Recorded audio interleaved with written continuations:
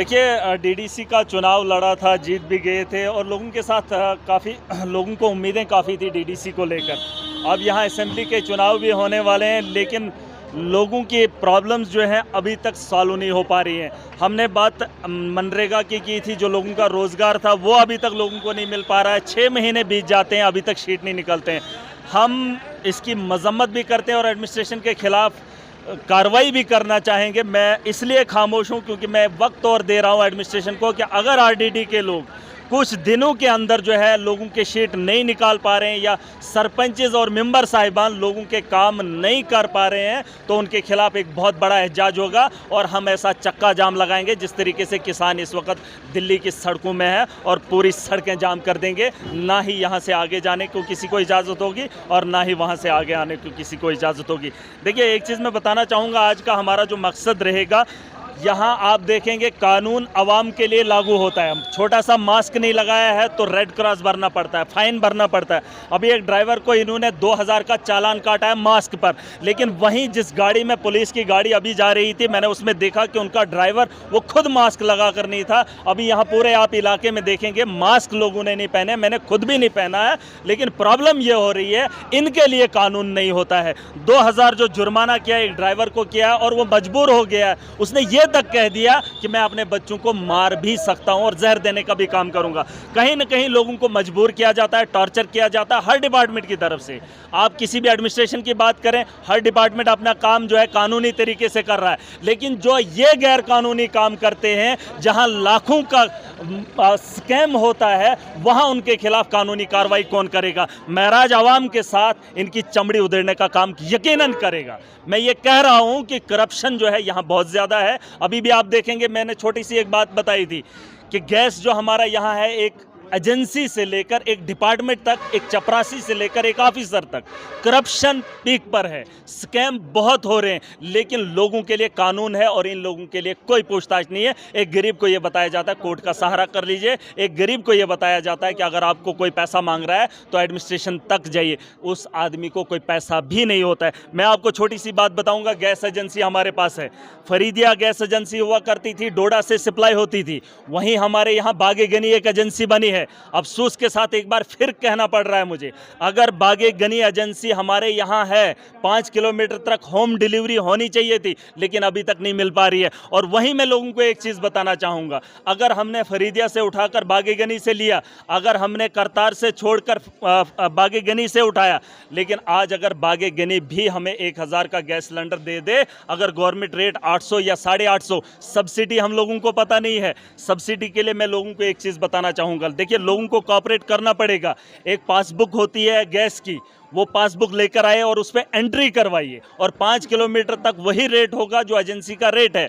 लोग अगर इसमें साथ नहीं देंगे, जिस वक्त आप लोग गैस लेते हैं उस वक्त उनसे रिटर्न में लिख लीजिए कि ये गैस इतने का है, और जब आपके पास रिकॉर्ड होगा आपकी सब्सिडी भी आएगी। यहाँ बहुत सारे लोग होंगे, हज़ारों नहीं लाखों, ये पूरे खिताई चुनाव की मैं बात करूँगा, बहुत सारे ऐसे लोग हैं जिनको सब्सिडी आज तक नहीं मिल पा रही है। मनरेगा की बात करेंगे, मनरेगा में लोगों को रोज़गार नहीं मिल पा रहा है। यहाँ सड़कों पर आप देखेंगे जहां लोग इस वक्त भी बैठे हुए हैं, यहाँ किराए की बात करेंगे डबल लिया जा रहा है, लेकिन पूछताछ कोई नहीं है। यहाँ दफ्तरों के अंदर ऑफिसर लोग नहीं होते, एडमिनिस्ट्रेशन के लोग नहीं है, लेकिन जब एक गरीब को पकड़ा जाता है छोटी सी बात पर जो है उसके खिलाफ कार्रवाई की जाती है। मैं ये कह रहा हूँ कि आवाम को परेशान करना ये लाजमी नहीं है। आप यहाँ इम्प्लीमेंटेशन की बात करें, चाहे कोई भी एडमिनिस्ट्रेशन का आदमी आवाम को परेशान कर रहा है, गरीब को परेशान कर रहा है, यकीनन उसका खमियाजा एडमिनिस्ट्रेशन को चुकाना पड़ेगा। महराज साहब, जैसे कि आपने कहा कि यहाँ पे करप्शन को लेके बात की आपने, और अलग दूसरी बातें की आपने बहुत सारी, लेकिन यहाँ पे हमेशा जो है गरीब को सताया जा रहा है। आप हमेशा बोलते रहते हैं, लेकिन कानूनी कार्रवाई अमल में नहीं लाई जा रही है। देखिए इसमें कानून, मैंने यही कहा कि कानून का सहारा ये लोग लेते हैं और गरीब पर कानून लादा जाता है। वही बात मैं कह रहा हूं कि हम भी कानून का सहारा लेंगे, लेकिन किसके पास जाएंगे? उसके लिए मैंने कहा कि हम चक्का जाम ऐसा लगाएंगे कि इन लोगों को पता चलेगा कि लोगों के साथ इंसाफ कैसे करना है। हमारे पास सबूत भी हैं, लेकिन लोगों को एक डेट में दूंगा, उस दिन ऐसा उतरेंगे जिस तरीके से किसान भी 1 साल से बैठे पड़े हैं सड़कों पर। हम ऐसा प्रोटेस्ट नहीं करेंगे, इनकी खामख्याली होगी। अगर दिनों के अंदर मनरेगा से शीट नहीं निकले या इस बार 100 दिन का रोजगार नहीं मिला, सरपंचों को भी पता चलेगा और पंचों को भी और एडमिनिस्ट्रेशन को भी पता चलेगा। और जहां जहां भी करप्शन है, मैं ये कह रहा हूं, मैंने लोगों से गुजारिश भी की थी, आप कहीं एक आदमी खड़ा हो जाए कि फलां आदमी ने पैसा लिया, लेकिन लोग अगर कोऑपरेट नहीं करेंगे, महराज अकेला कुछ नहीं कर सकता। मैं बार बार यही कह रहा हूं, इनकलाब है, लेकिन अब आपको साथ देना पड़ेगा। अगर आवाम खड़ी नहीं होगी, महराज अकेला कुछ नहीं कर सकता है। यहाँ 0 से लेकर 100 तक करप्शन से लथपथ हैं, और हमारे ही लोग, हमारे अपने लोग लोगों को लूटने का काम कर रहे हैं और उस पर फख्र समझते हैं। उन लोगों को महराज क्या बताएगा? उनको शर्म आनी चाहिए थी। करप्शन किससे कर रहे हैं? गरीब से। पीसा कौन जा रहा है? गरीब। मास्क लगाने पे इस वक्त यहाँ पर देखेंगे आप, क्या डिस्ट्रिक्ट डोडा, कहीं जम्मू कश्मीर में देख लीजिए, कौन लगाता है? लेकिन 2000 का चालान जब होता है तो यहाँ के गरीब को होता है। अफसोस तो इस बात का होता है, मैंने आपको अभी बता दिया कि पुलिस की एक गाड़ी थी जिसमें ड्राइवर विदाउट मास्क था, मैं तो हूँ खुद भी, लेकिन उसको चालान कौन करेगा? यही चीज़ें हम रेड क्रॉस क्यों भरेंगे? रेड क्रॉस से हमारा क्या मतलब है? हर जगह नाका लगाया जाता है, रेड क्रॉस दे दो। गरीब किस बात का रेड क्रॉस देगा? अब क्या लूटने का तरीका एक और निकाला है इन लोगों ने। देखिए, गरीब को लूटने का काम बंद कर दीजिए, हम ऐसे ही परेशान हैं। हमारी सड़कों की हालत क्या है, हमारे यहाँ प्रोटेक्शन वालों की हालत क्या है, हमारे स्कूलों की हालत क्या है, उस पर कानूनी कार्रवाई कोई नहीं करेगा। उसके लिए हम एप्लीकेशनें देते रहेंगे। मैं ये कह रहा हूँ कि लास्ट टाइम, मुझे 7 महीने हो गए, मैं जीत कर जो है DDC बन गया हूँ। लोगों को मुझसे उम्मीदें थी, अगर मैं उन उम्मीदों पर खरा नहीं उतर पा रहा हूं, आवाम मेरे साथ एक बार फिर आएगी, और ऐसा आएगी, इनको भी याद रहेगा, और सबको नंगा करने का काम करेंगे। सवालात है कि महराज ने बहुत वादे किए थे और देखिए, ग्राउंड लेवल पे अमल में नहीं लाए। देखिए, अमल में लाना यही बात है। सुबह की बात है, मैं एक काम पे गया था, एक रास्ते से आ रहा था, मैंने खुद जब वहाँ पर विजिट किया, वरना हज़ारों लोग उस रास्ते से गुजर रहे थे। जब उसका प्रोटेक्शन चल रहा था, कंक्रीट में उसका प्रोटेक्शन वाल लगना था, लेकिन बहुत सारे लोग हर दिन वहाँ से गुजरते थे, उन्होंने सवाल नहीं किए। लेकिन जब मैंने देखा तो मैंने उसको उखेड़ने का काम किया। देखिए, एक महराज कहाँ कहाँ पहुँचेगा? मैं ये कह रहा हूँ कि जो जिम्मेदारी आवाम की है, आवाम थोड़ा सा काम कर ले, बाकी जो आवाम को सताने का लोग काम कर रहे हैं, उनको रोकने का काम महराज करेगा। थोड़ा सा काम आवाम को भी करना चाहिए। अगर आवाम कोऑपरेट नहीं करेगी, महराज इम्प्लीमेंटेशन कहाँ से कर पाएगा? अभी कोई आपसे रिश्वत मांगता है तो आप खुल के मेरे पास आ सकते हैं, मुझे बता सकते हैं, थोड़ा सा सबूत करना है, साबित करना है। हम स्टिंग ऑपरेशन भी कर रहे हैं, बहुत सारे लोग जो हमारे पास आएंगे, हम खुलकर उनका खुलासा करेंगे, लेकिन उससे पहले आवाम को भी जागना पड़ेगा।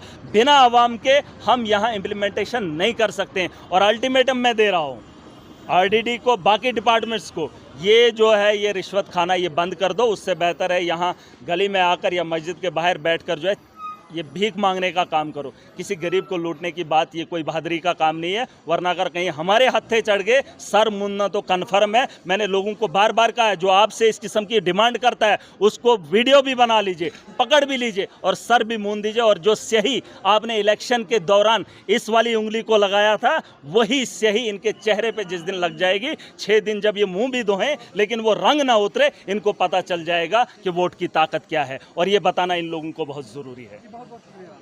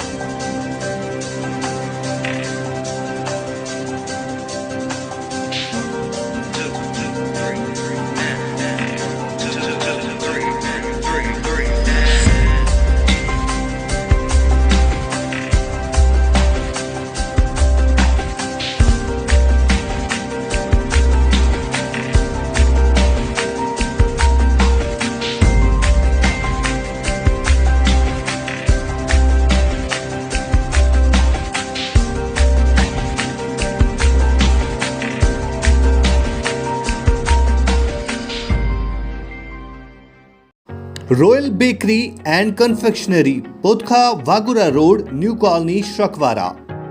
यहाँ बेकरी, मिठाई, plum cakes, gift cakes, anniversary cakes, pastry के अलावा तमाम डिस्पोजल आइटम्स, कोल्ड ड्रिंक्स और आइसक्रीम रियायती कीमतों में दस्तयाब है।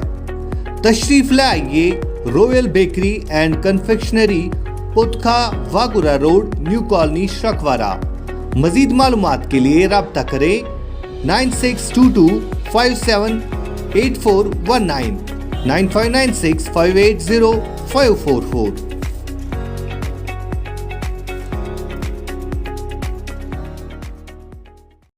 क्या आप मुल्क या बैरून मुल्क के नामवार कॉलेजेस और यूनिवर्सिटीज में MBBS, BUMS, BDS, paramedical, pharmacy, management, engineering, hotel management, computer और दीगर कई सारे कोर्सेज में दाखिला चाहते हैं? क्या आप ज़राए ना होने को अपने मुस्तकबिल में रुकावट नहीं बनाना चाहते और अपनी आइंदा की जिंदगी को ताबनाक बनाने का अज़म किए हुए हैं? तो आइए अथवास कंसल्टेंट्स मुफ्त मशवरे और काउंसलिंग, स्कॉलरशिप और फीस में रियायत के लिए हम आपकी हर मुमकिन मदद के लिए हर वक्त हाजिर हैं। राब्ते के लिए हमारे फोन नंबरात हैं 9906169503, 019547966001। अथवास कंसल्टेंट्स, अथवास करो परवास करो।